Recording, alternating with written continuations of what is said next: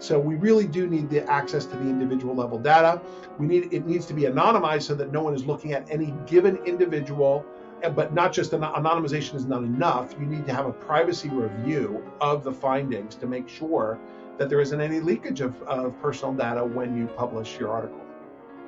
I'm Quinta Jurecic, and this is the Lawfare Podcast, December 16th, 2021. Today, we're bringing you another episode of Arbiters of Truth, our series on the online information ecosystem. On this show, we've discussed no end of proposals for how to regulate online platforms. But there's something many of these proposals are missing: data about how the platforms actually work. Now, there's legislation in Congress that aims to change that. The Platform Accountability and Transparency Act, sponsored by Senators Chris Coons, Rob Portman, and Amy Klobuchar, would create a process through which academic researchers could gain access to information about the operation of these platforms, peering under the hood to see what's actually happening in our online ecosystems, and perhaps how they could be improved. Today on the show, Evelyn Douek and I spoke with the man who drafted the original version of this legislation, Nate Persily, the James B. McClatchy Professor of Law at Stanford Law School. He's been hard at work on the draft bill, which he finally published this October. And he collaborated with Coons, Portman, and Klobuchar to work his ideas into the Platform Accountability and Transparency Act. We talked about how Nate's proposal would work, why researcher access to data is so important, and what the prospects are for lasting reforms like this coming out of Congress.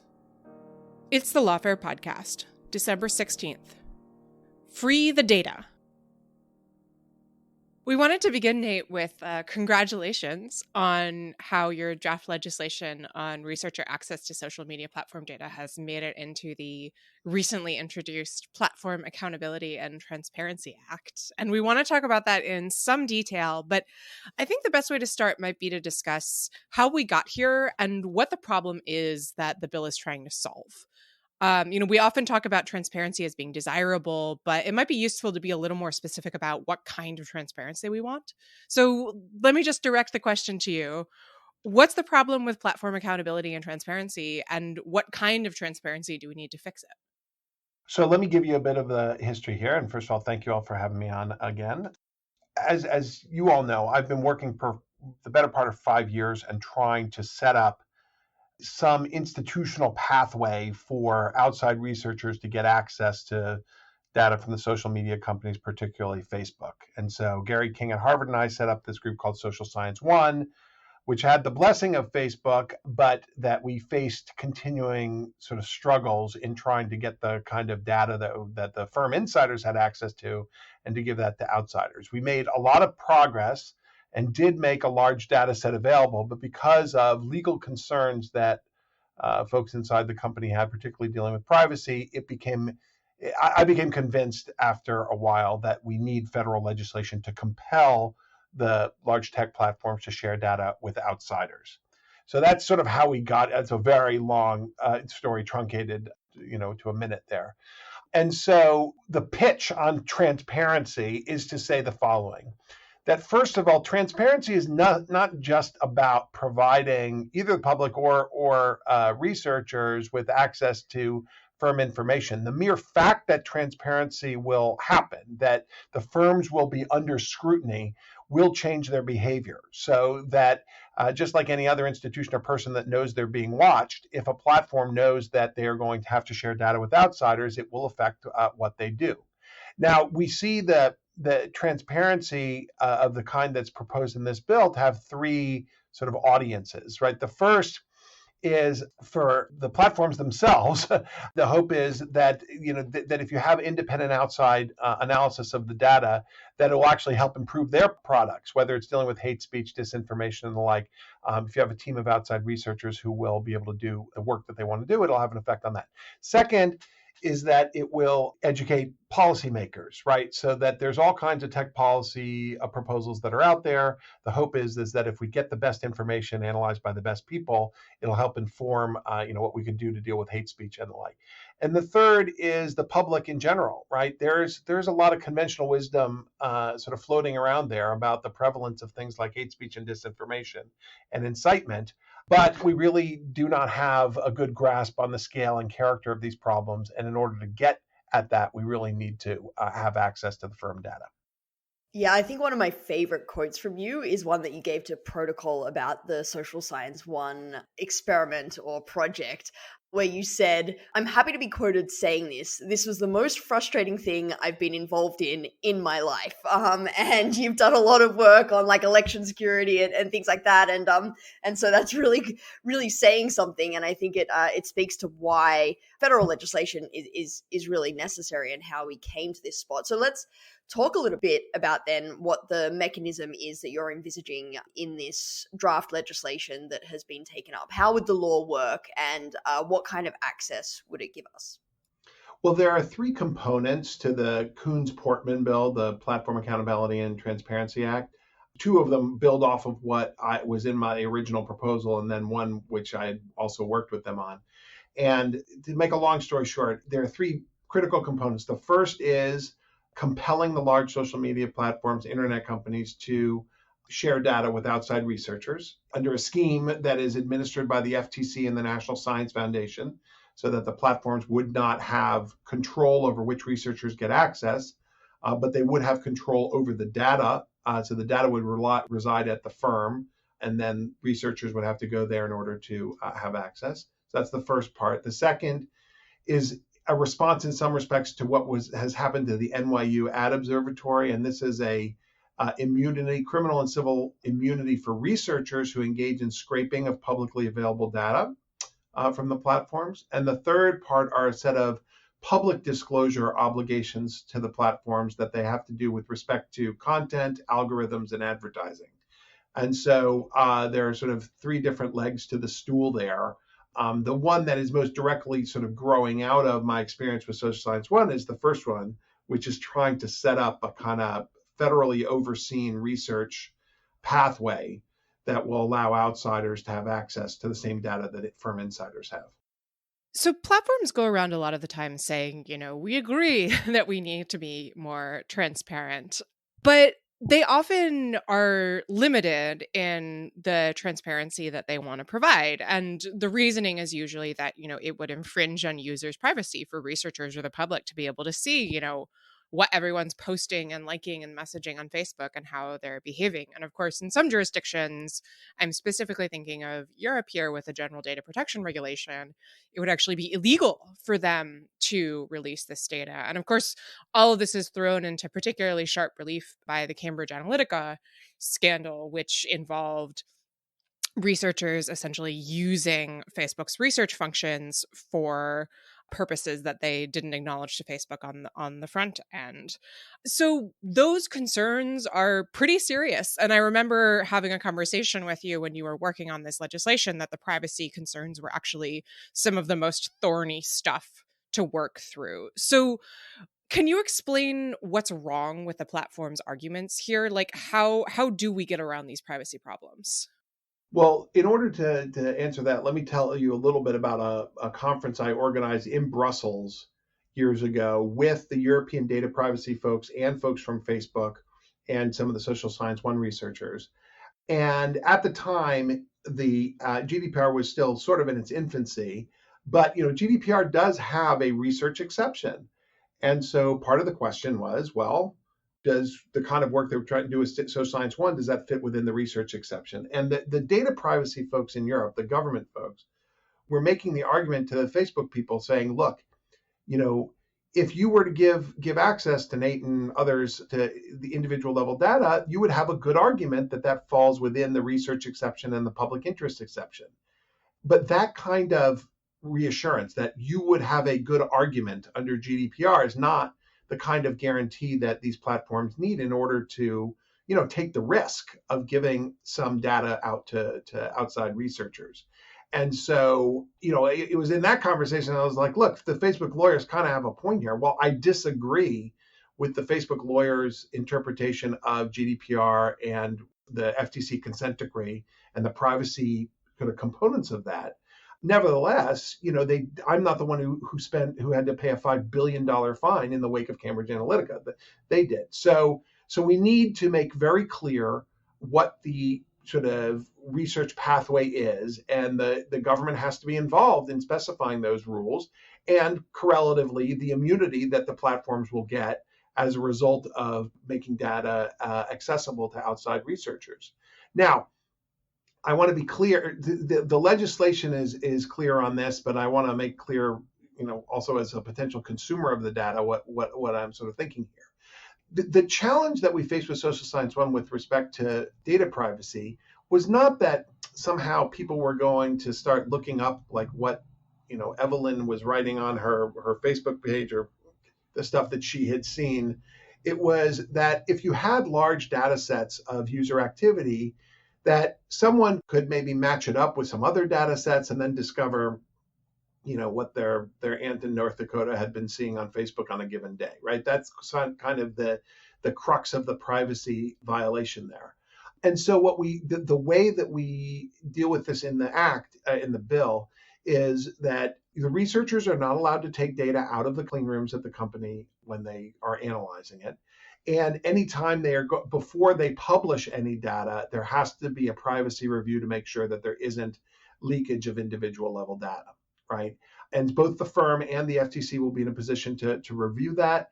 And my general view, and this is the tack that the legislation takes, is that we need to emphasize security in order to deal with these privacy problems, but not to take a hardline view that say no one except those who are inside the firm are going to be able to analyze individual level data. Outsiders need to be able to analyze it as well, if you're going to try to get your arms around questions of hate speech, disinformation, and the like. And let me just one final point here, which is that it's not the question is not whether the data will be gathered or whether the data will be analyzed. It is already being gathered and analyzed. The only question is whether the monopoly on those insights shall be enjoyed just by employees of the firms who are tied to the profit maximizing mission of the firm, or whether it's going to be expanded to outside researchers who have a more public interested motive. I'm not mathematically inclined, and I haven't done stats for an amount of time that I probably shouldn't admit to. But I know that one of the questions or experiences with Social Science One was this trade-off between the level of anonymization to give to the data and the usefulness of the data. And I'm wondering sort of how that plays out, or how you're envisaging this playing out based on that experience with this regime that you've set up. Is that something that's going to be sort of kicked down the road to be dealt with the FTC as they go through the process? Or what was your experience with Social Science One, and how does that trade-off play out? So the way that we dealt with this with Social Science One is that the what's known as the URLs dataset, which is also called the Condor dataset, which is what Social Science One made available, is a data set of URLs. So it's not a data set of, like, if you think about like an Excel spreadsheet, right? It's not as if users are the rows and then the columns are, say, things that they saw on Facebook or how long they saw it or interacted or things like that. Instead, the rows are URLs. So like a particular New York Times story, let's say, or Breitbart story or whatever. And then the columns are like the types of people who interacted with it by gender and age and to some extent location, and in the US political affinity, which is actually an important caveat. But the idea is that you learn a lot about the URLs themselves, it's not at the individual level, it's not at the people level. So the first thing you got to realize is that the only URLs that were shared, and this is also to prevent privacy leakage, were ones where the interactions were, you had over 100 people who had interacted with the URL. So it's not, if you put up a link to your Dropbox pictures, right, or Google Pictures or something like that, and just a few of your friends look at it, we didn't want that in the data set. And so it's just the things that are over, say, 100 shares or so. The second thing is, since it's at the URL level, all the data is aggregated. So if we say, 50,000 women in the United States saw or interacted with that piece of material, that's, the number is 50,000. It's not as if we know what an individual person may have seen. Then in addition to it being aggregated, we added differential privacies, which is to say that there's noise that's added to the data so that you basically obscure. I mentioned before, like 50,000 women may have seen, but the true number is going to be somewhere between, I don't know, let's say 48,000 and 52,000 or something, just to make sure that if you combine this data set with other data sets, you wouldn't be able to figure out what a given person in a given location may have seen on Facebook. Now, you are right to call attention to this because that makes the data less useful. But differential privacy is being used, throughout social sciences, and you can see it, even in the census data. So the census now has added differential privacy, and the social science one data set is sort of using a similar kind of method. And so it's a way of ensuring that you can't find out whether any given individual is part of the data set or not. Now, how does that relate to the legislation and what we're proposing? So the idea here is that while it does say that you have to comply with various legal provisions related to privacy, the whole point of emphasizing security and the clean rooms and the like is to make sure that people will have access to individual level data. Now, one of the things you realize when you deal with Facebook data is that something like anonymization is almost like a worthless categorization, because you can't really, if you think about your Facebook feed, and if I took your name out of your Facebook feed, right, I could still figure out it was your Facebook feed because the data is so rich. As you know, that's what social media data is. I would know your friends' information, that kind of thing. So we should do anonymization so that there's, when you look at the data set, you can't figure out what Evelyn or Quinta's, what they interacted with. But we do have to have the data at the individual level in order to grapple with some of these questions. And let me be clear, since there's, I think, a lot of confusion about this, even among policymakers, let me explain why we really need the individual level data. Most of the problems that we're trying to grapple with online, like disinformation and hate speech and incitement, are not problems for the average users of these platforms, right? And that, most of the time when we talk about this, we think, oh, well, Facebook is awash in disinformation, awash in hate speech and the like. But for most users, that is not their experience. However, for a substantial minority of users, it is a big problem. And so you need to have large enough sample sizes in order to get at those 1% problems sometimes, right? To really understand how disinformation is traveling throughout the platform, or to understand how big a deal hate speech is. And you cannot rely on users to volunteer their social media data, because the people who are in the kind of QAnon echo chambers are not the ones who are going to be saying, here, take a look at my social media feed. So we really do need the access to the individual level data. It needs to be anonymized so that no one is looking at any given individual. But not just anonymization is not enough. You need to have a privacy review of the findings to make sure that there isn't any leakage of personal data when you publish your article. So we're going to go back to the transparency aspect in just a minute, but I also want to talk about your point about the second prong of the bill regarding criminal and civil immunity for researchers scraping data that's publicly available. Can you talk a little bit about that and why it's necessary?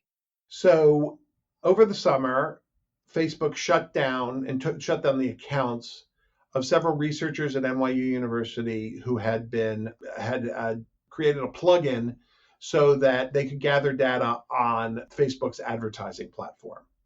Facebook shut down these accounts because they said that the plugin violated privacy, because there was a risk that you might be able to figure out something about your friend's content based on the plugin.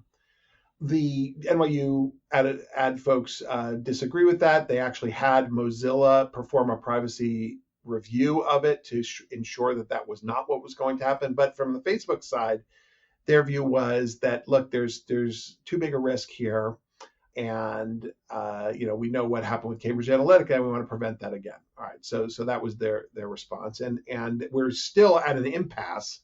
And I've been trying to work a little bit to try to convince Facebook to reinstate the NYU Ad Observatory. But in the wake of the Haugen revelations, I think that they've been kind of paralyzed.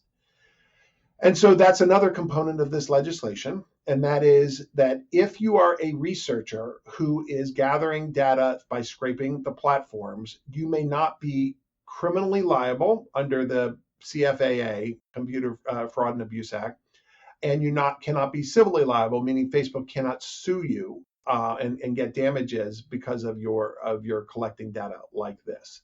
And so part of the reason this is an important part of the legislation is that it's all well and good to have a secure research pathway for researchers to analyze data, but you do need these external checks. You need some way on the outside to validate the data, and that's one of the real values that the NYU folks and others have contributed here, is to try to get a sense of what's happening on the platform without the platform's consent, right? Or just to scrape enough accounts so that you can understand what people are seeing on Facebook. And so that's the idea. Now, it's still going to be the case that you have to allow websites to shut off access by some people, right? So if someone is trying to hack into Facebook for one reason or another, that Facebook's still going to be able to terminate their accounts. But there's been real concern that, particularly with the CFAA, that there might even be criminal liability if you start violating these terms of service. And this clarifies that no, you don't have to worry that your freedom or property is going to be taken as a result of this. And so I think it's a kind of common sense move forward. This is also, if you're familiar with the story of Aaron Swartz, who tragically killed himself after being prosecuted under CFAA for scraping JSTOR, the academic publishing platform, there was something called Aaron's Law, and this is sort of a version of that to try to immunize researchers that are just trying to scrape the platforms for research purposes.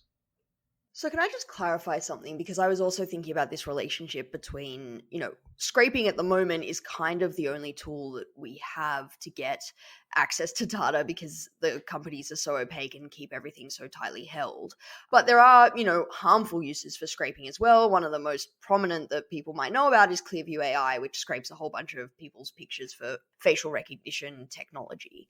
And so if the primary purpose of keeping the scraping in is to ensure that the data disclosures that are given under the access regime are accurate and trustworthy, is there any other mechanism for verifying those disclosures? Like, if there is still this lingering distrust, what other measures are there to make sure that those disclosures are accurate and trustworthy?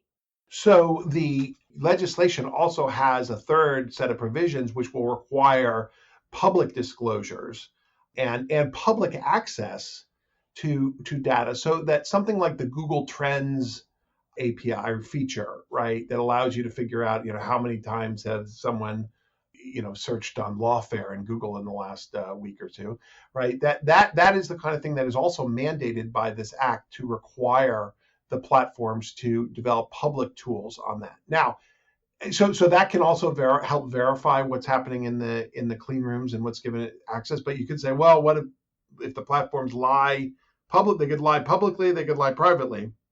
But that's where punishment comes in, and that there are fines in the statute.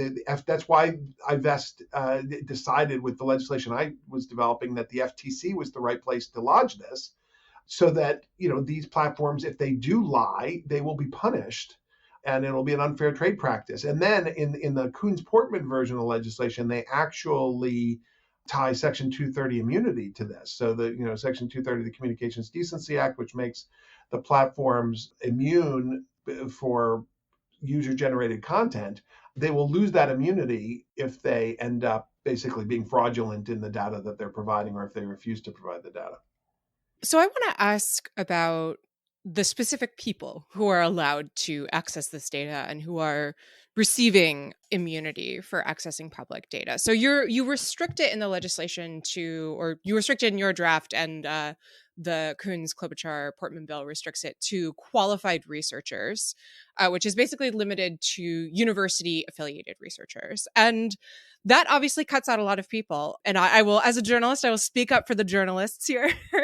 It seems to exclude journalists, many of whom have done some of the most important work in bringing to light harms from social media. So I'm curious for your thinking on why you made that decision. And I also wanted to push you specifically on the immunity aspect, because it seems to me that if this bill is successful, Congress passes it, President Biden signs it, then we have legislation on the books that is explicitly excluding the press from immunity for accessing publicly available data, which, if I kind of put on my press freedom hat, seems potentially concerning, especially given that there have been a number of threats from state governments toward media organizations for scraping publicly available information. So can you talk us through your reasoning there?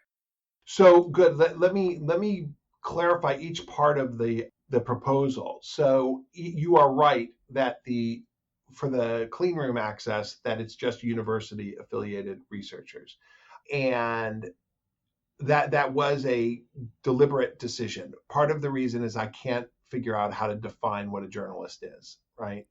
Journalists can't either. So that's Well, fair but enough. that's part of the problem. So when you were saying you're sort of speaking on behalf of journalism, well, tell me who you're speaking on behalf of. Are you speaking on behalf of Breitbart also? Are you speaking on behalf of some individual who has a blog, right? And so it's not that I've got hostility toward journalists to have access. I just don't know how to do it.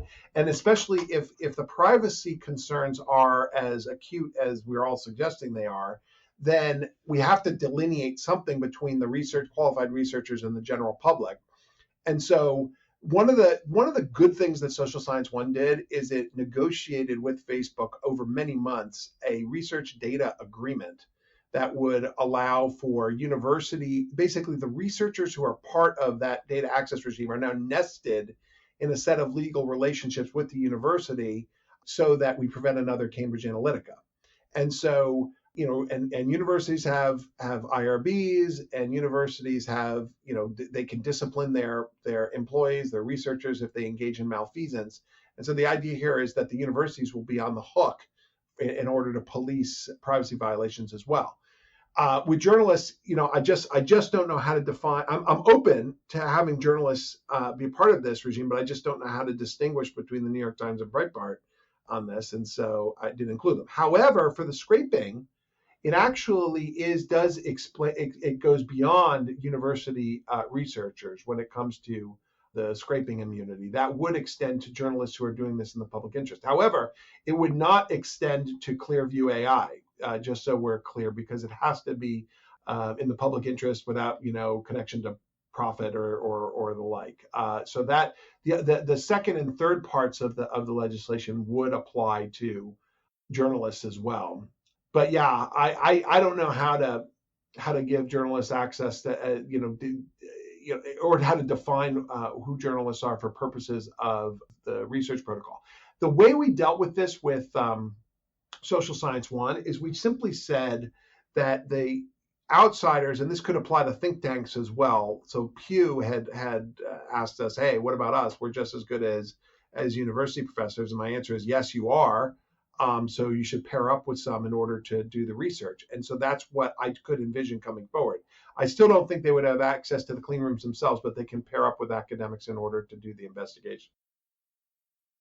So let's talk a little bit more specifically about the role of the FTC here, because the bill creates a bunch of responsibilities for the FTC, including overseeing the whole scheme and, as you mentioned, bringing civil enforcement actions if platforms don't comply. So I guess a preliminary question is, the FTC is already significantly underfunded and outgunned when it comes to these showdowns with these massive corporations. They issue the $5 billion fine and Facebook's like, let me just check my back pocket. So where's the money going to come from for the FTC? And do you think that's going to be a roadblock in the bill's passage from here? So the bill authorizes appropriations. The bill itself cannot appropriate based on where it's going, committees and all that. But yes, we need to double the budget of the FTC as a general rule, given, if we're going to heap not just these obligations, but other tech watchdog obligations on them.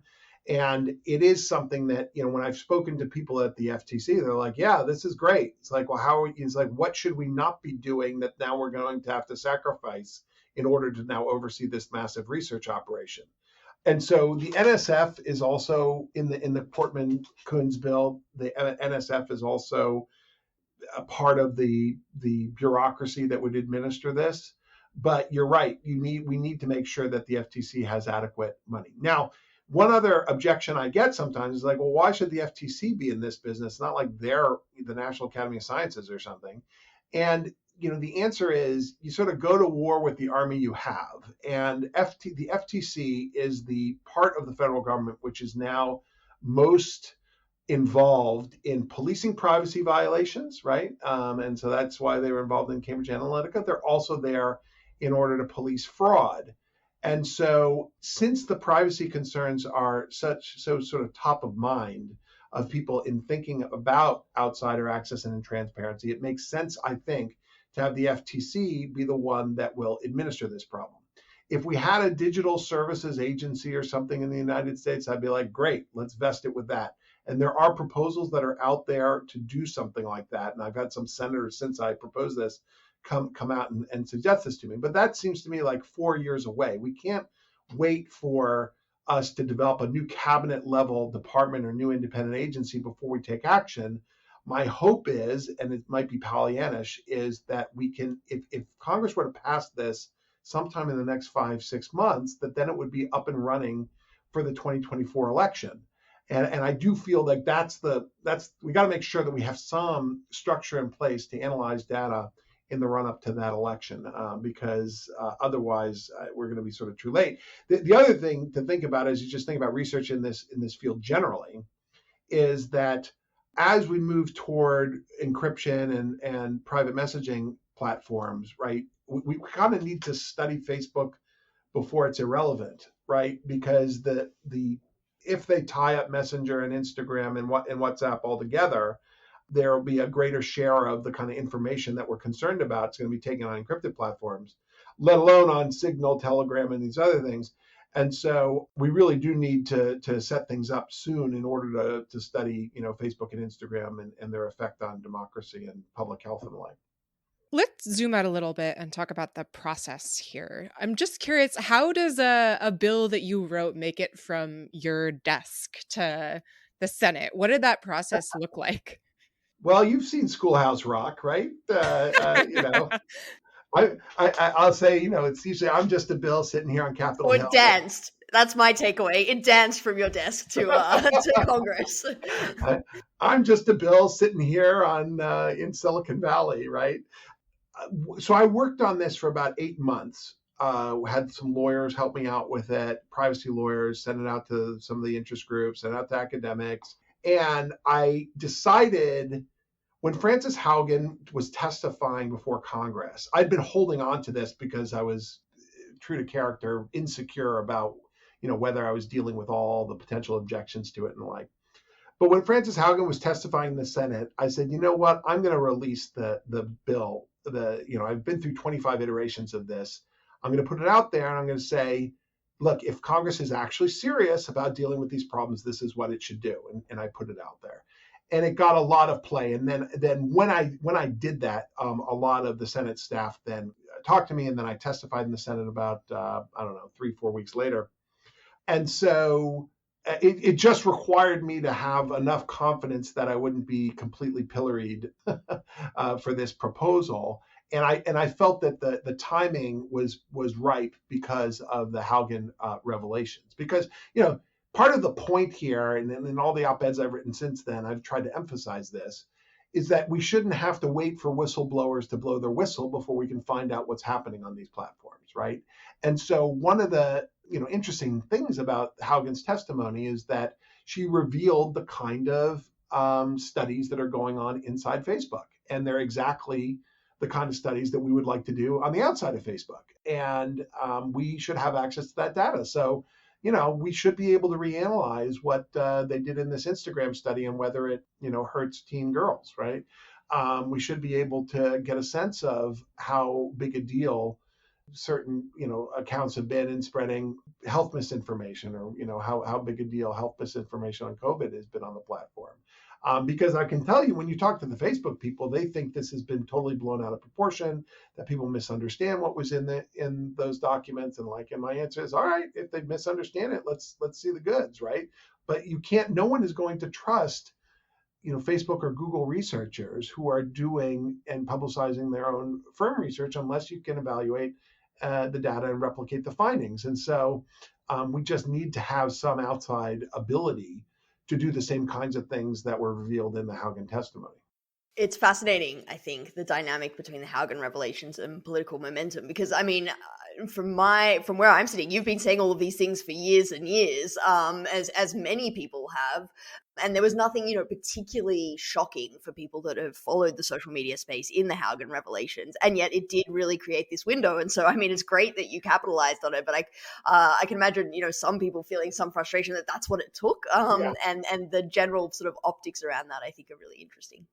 Yeah, and I think that's right. But these policy windows happen, rarely.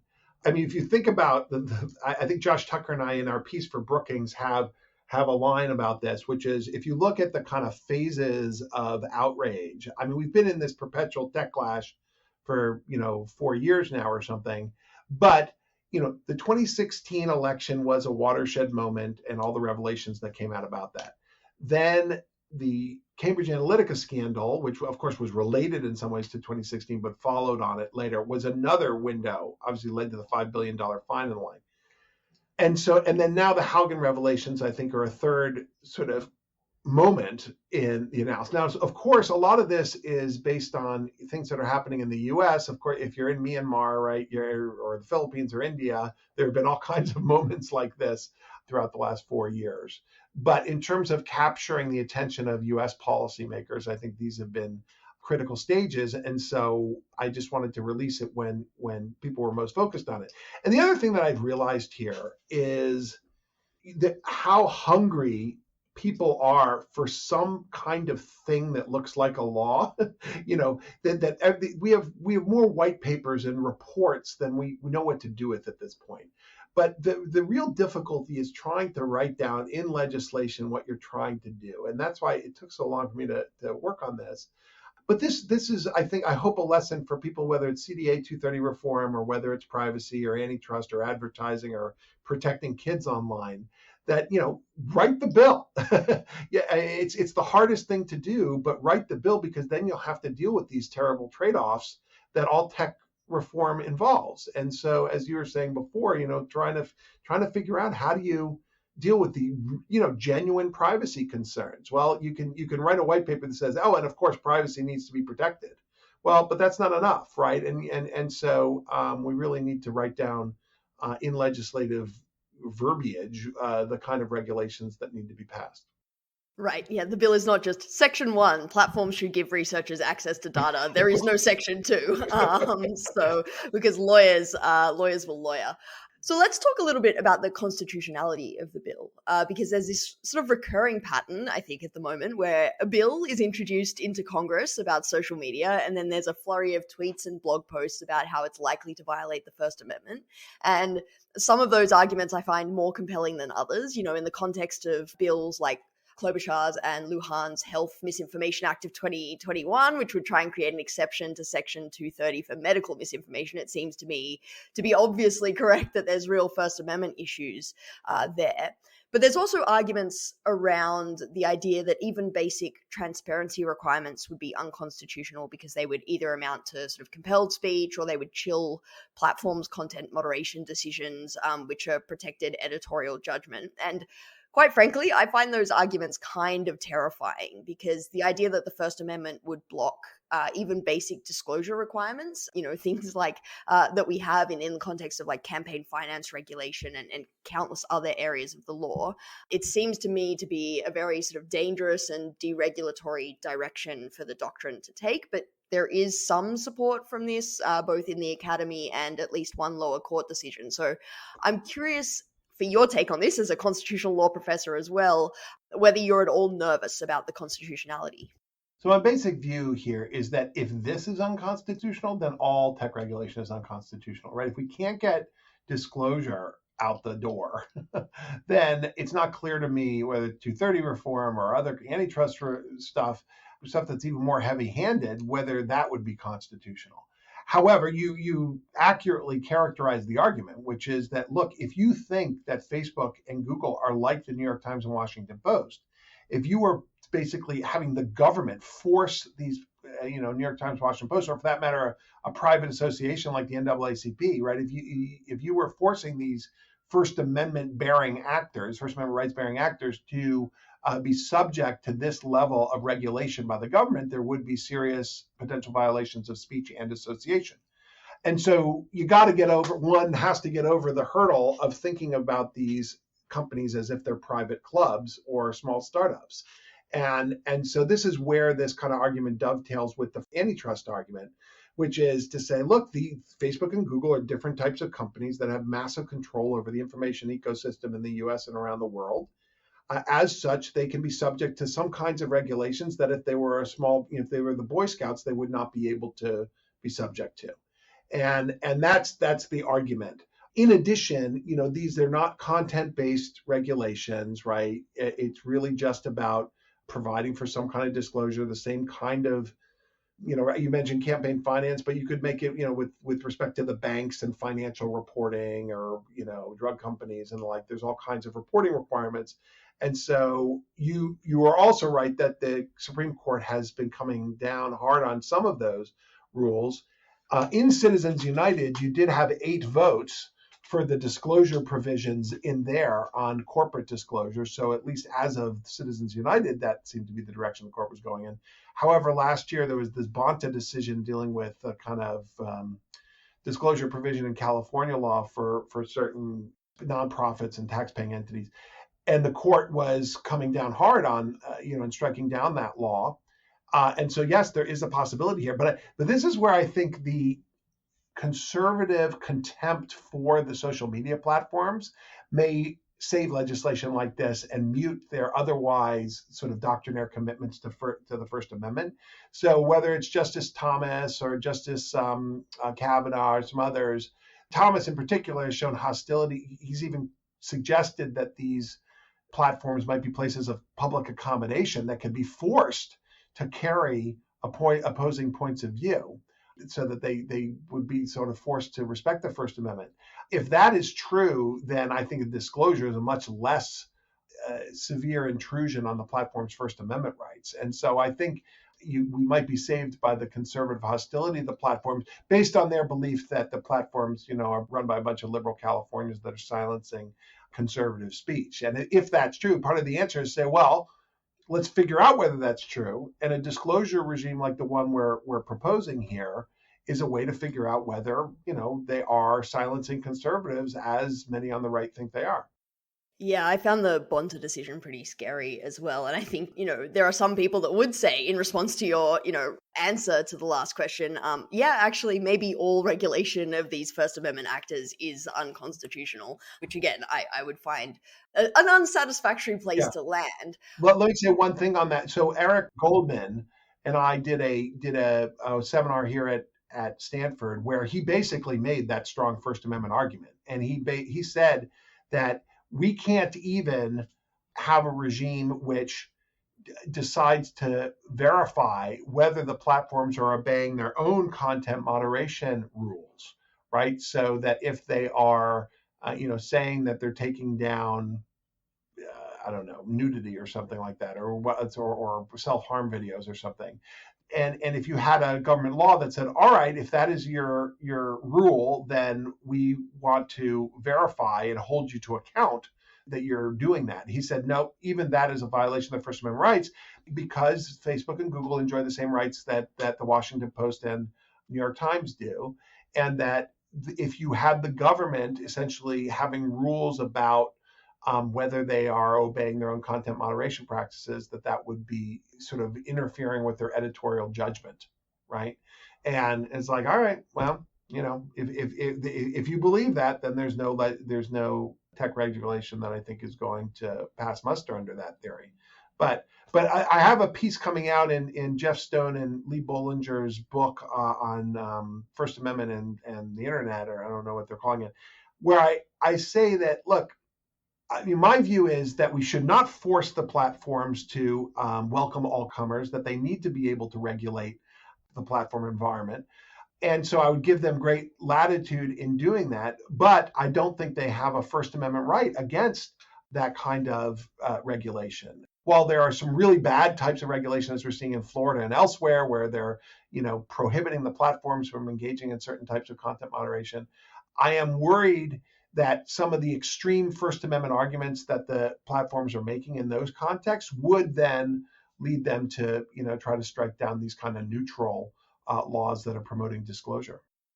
Yeah, I couldn't agree more that there's sort of a really all or nothing kind of approach in the debates at the moment where, the platforms are saying you can't touch us. And by contrast, places like Florida and Texas are saying, your common carriers, you're completely regulable. And hopefully we can find something somewhere in the middle that's more productive, a more productive way forward. But I guess then zooming out to ask you sort of a more bigger picture question about what Congress should do in this space. I mean, let's say we can agree, and people don't, that transparency is pretty low-hanging fruit and hopefully constitutional, or at least, even if you view it as a political matter, there should be bipartisan agreement, whether in Congress or on the court, that, there's deep distrust of the platforms and everyone really wants to know what are they actually doing and are they actually being honest in what they say they're doing. But there's a whole slew of other proposed bills on the Hill, and I guess there's this question of what Congress should do when it's thinking about constitutionality. And I'm curious if you have a view, because on the one hand, they might think it's really hard to pass legislation at the moment. It takes a long time to draft legislation, as you just said. So we don't want to put all this effort in and pass something that isn't ambitious and doesn't achieve much. And a lot of the bills that people think are certain to survive constitutional challenges are pretty unexciting. But on the other hand, they might think it's really hard to pass legislation at the moment. We don't want to go to all this effort and pass something that's immediately struck down by the Supreme Court as unconstitutional. And so there's this tension of like, how ambitious should Congress be if there's only really one bite at the apple? And I'm curious if you have sort of a strategic view on that. And like when you're looking at the court, it's a question of like, do you feel lucky?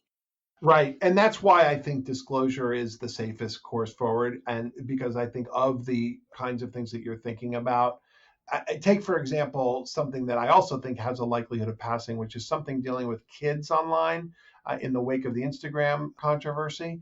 That, look, we're all want to protect the children from what's happening online. But as you start unpeeling the onion about what that proposal might look like, it really, if you introduce age verification as part of the internet, that basically is a way of trying to remove anonymity. Now, I do think anonymity is part of the big challenge that the internet is posing to democracy.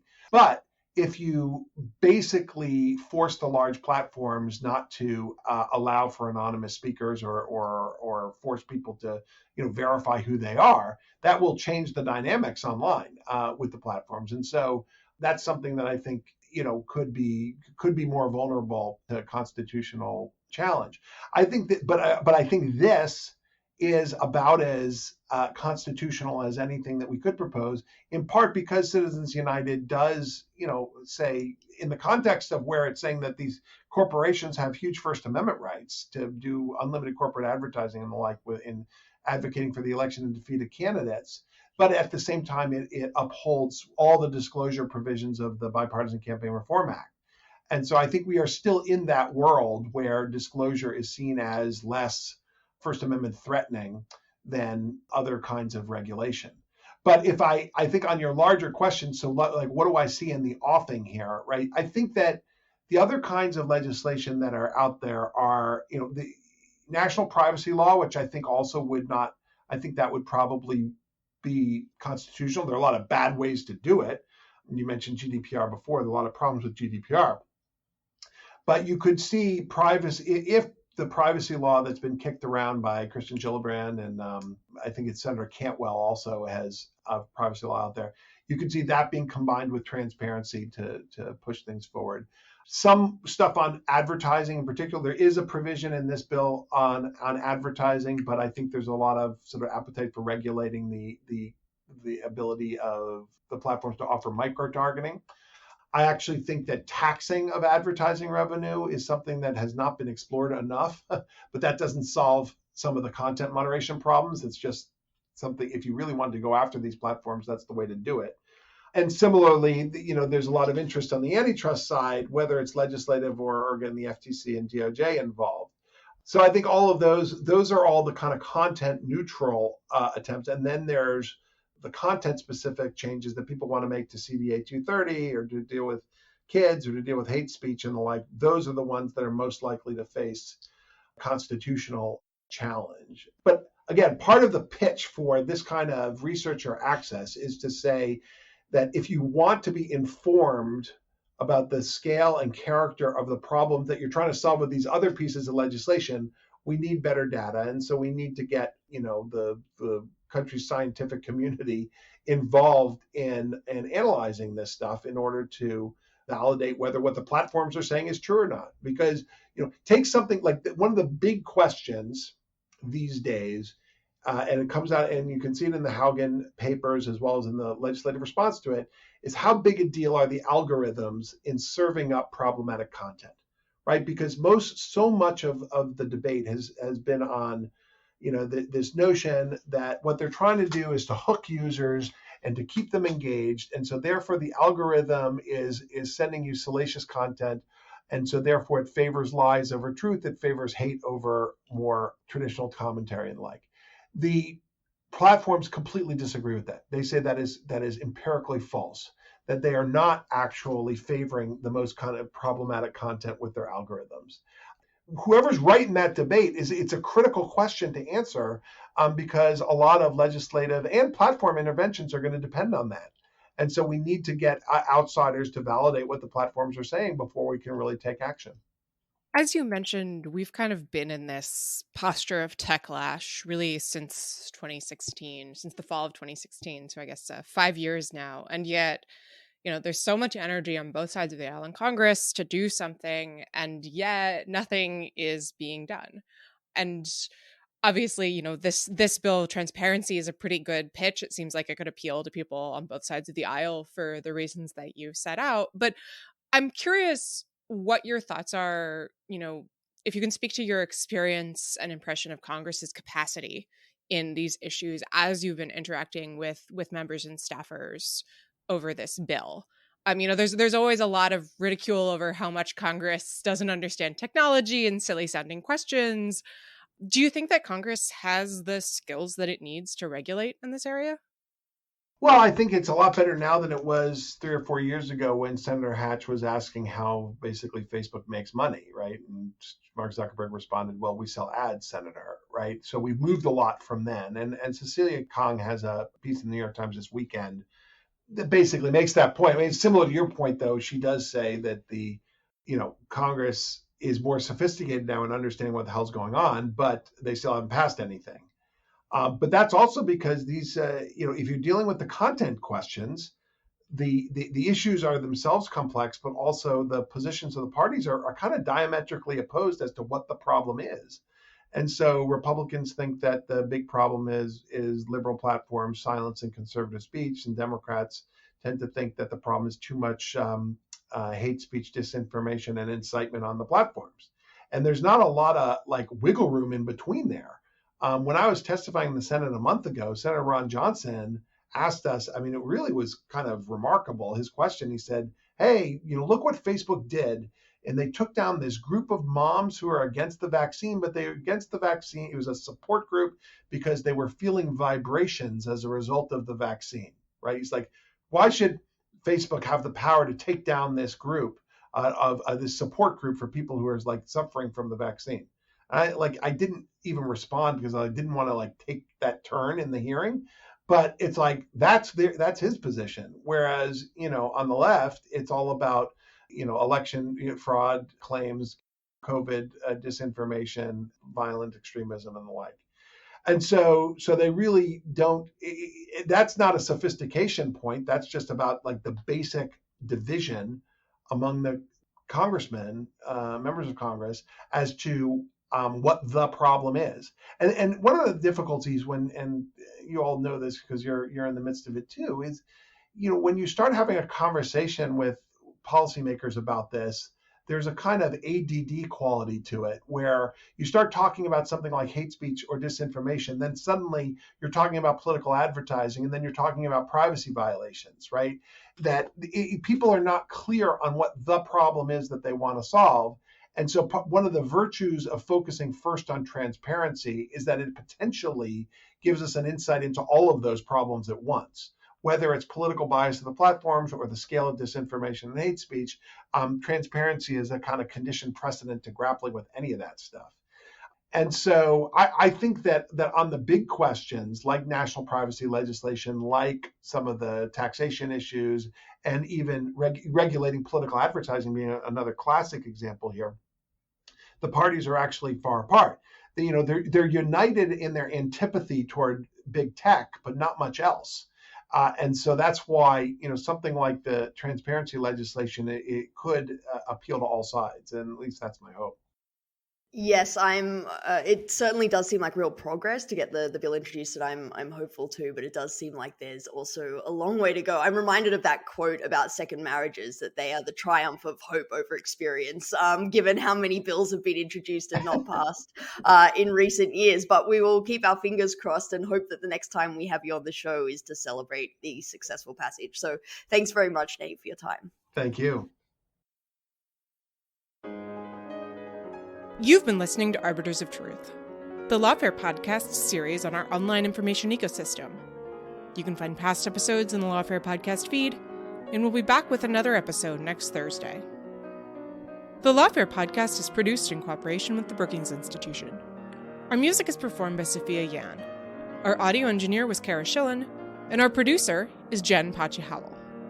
Please rate and review the Lawfare podcast on whatever app you use, and consider becoming a material supporter of Lawfare on patreon.com. As always, thanks for listening.